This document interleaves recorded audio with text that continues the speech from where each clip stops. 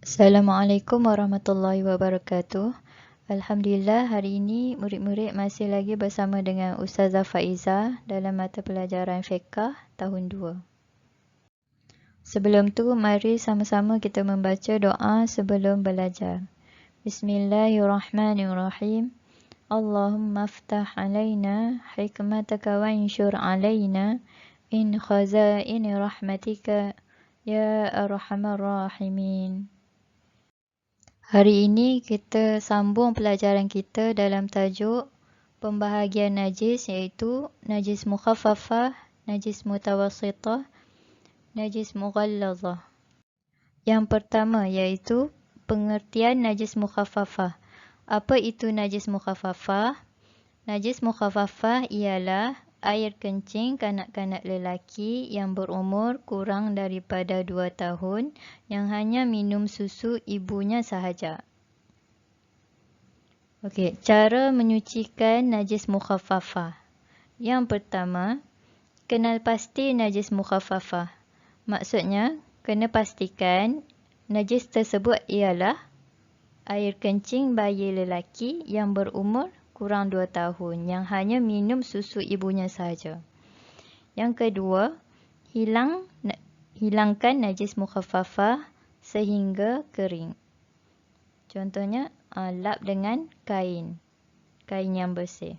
Yang ketiga, renjis ataupun percik dengan air mutlak. Yang kedua, pengertian najis mutawassithah. Najis mutawassithah ialah najis selain daripada najis mukhaffafah dan najis mughallazah.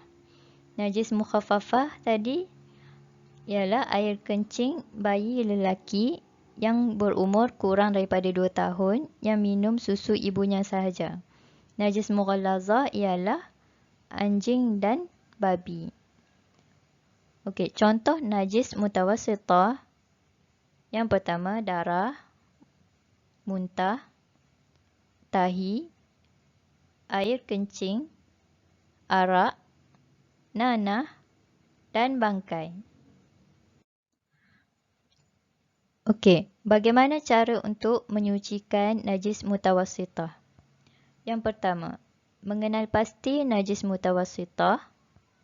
Pastikan najis tu najis mutawassithah, bukan najis mukhaffafah ataupun najis mughallazah. Yang kedua, hilangkan najis terlebih dahulu. Contohnya, buang dengan kertas ataupun kain dahulu. Yang ketiga, basuh tempat najis dengan air mutlak hingga hilang bau, rasa dan warna. Akhir sekali, najis mughallazah.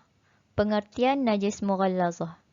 Najis mughallazah ialah anjing dan babi serta keturunan daripada keduanya atau salah satu daripada keduanya.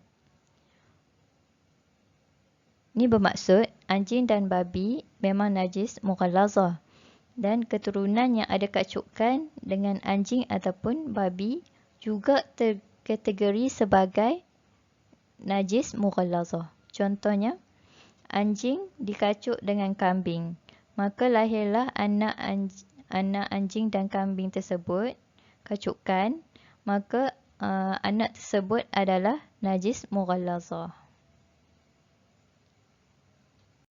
Akhir sekali, cara menyucikan najis mughallazah.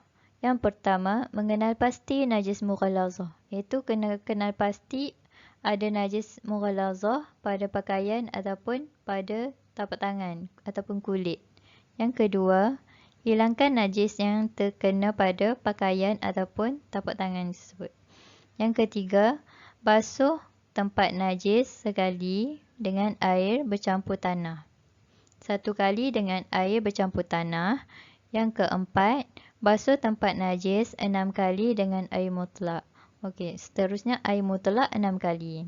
Kesimpulannya, basuh dengan air bercampur tanah 1 kali dan basuh dengan air mutlak sebanyak 6 kali pada tempat yang terkena najis.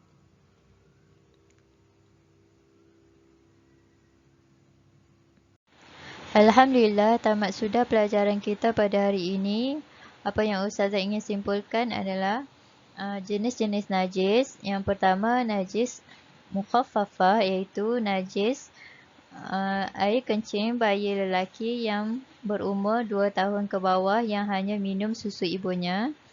Yang kedua, najis mutawassitah, iaitu najis selain najis mukhaffafah dan najis mughallazah. Najis mughallazah. Yang ketiga, najis mughallazah, iaitu anjing dan babi. Semoga semua murid-murid dapat fahami jenis-jenis najis yang telah kita pelajari pada hari ini. Mari sama-sama kita membaca doa selepas belajar. Bismillahirrahmanirrahim. Allahumma arinal haqqa haqqan warzuqna ittiba'ah wa arinal batila batilan warzuqna ijtinabah. Amin amin ya rabbal alamin.